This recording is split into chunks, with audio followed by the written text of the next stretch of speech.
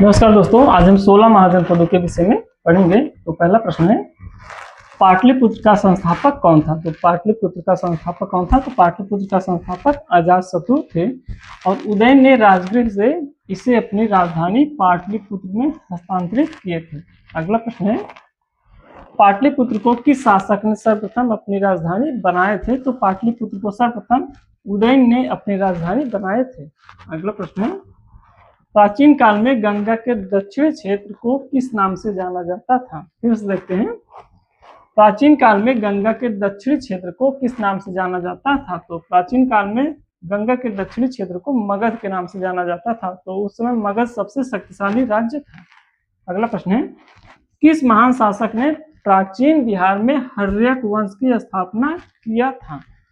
तो कौन किया था? बिंदुसार किए थे। अगला प्रश्न है, मगध की राजधानी राजगिरी का प्राकृतिक नाम क्या था? तो क्या नाम था? पाटलिपुत्र नाम था। अगला प्रश्न है, महाजनपद है और इनकी राजधानी है, तो इसको मिलाते हैं।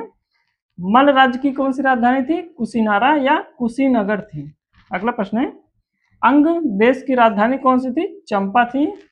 गांधार देश की राजधानी थी तक्षशिला और वत्स की राजधानी कौन सी? कौशाम्बी थी। अगला प्रश्न है, विश्व का पहला गणतंत्र वैशाली में किसके द्वारा स्थापित किया गया था? तो विश्व में पहला गणतंत्र लिच्छवियों के द्वारा स्थापित किया गया था।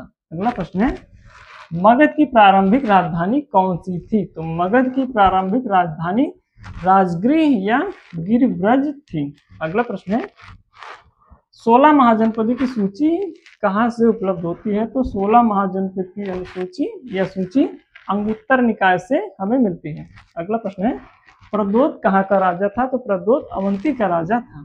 अगला प्रश्न है, मगध शासक बिंबिसार का चिकित्सक कौन था? तो मगध शासक बिंबिसार का चिकित्सक जीवक था। अगला प्रश्न है, नंद वंश के पश्चात मगध की गद्दी पर किस राजवंश ने शासन किया? तो किसने किया था? मौर्यों ने किया था। अगला प्रश्न है, राजा खारवेल का नाम किस स्तंभ लेख के साथ जुड़ा है? तो राजा खारवेल का संबंध हाथी गुम्फा अभिलेख के साथ जुड़ा है और इनकी राजधानी कौन सी थी? तोसली थी। ठीक। अगला प्रश्न है, अंग जनपद की राजधानी का क्या नाम था? तो अंग जनपद की राजधानी का नाम चंपा था। अगला प्रश्न है, बराबर पर्वत श्रृंखला स्थित गोरखगिर किसके द्वारा विजित की गई थी? तो यह खारवेल के द्वारा विजित किया गया था। दोस्तों, यह चैनल पसंद आ रहा है तो कृपया लाइक, शेयर और सब्सक्राइब करना न भूलिए।